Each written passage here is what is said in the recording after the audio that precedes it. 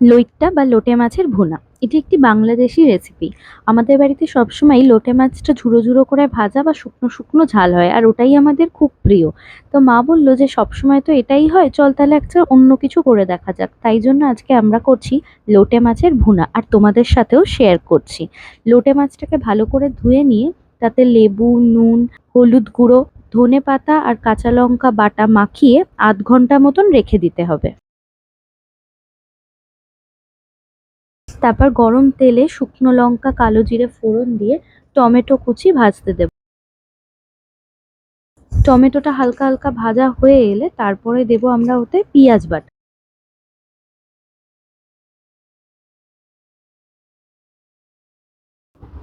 পেঁয়াজটা অল্প ভাজা হয়ে এলে আমরা দেব আদা রসুন বাটা।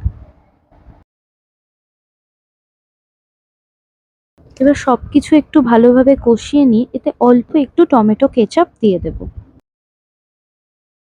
এটা চাইলে দিতেও পারো বা স্কিপ করেও দিতে পারো।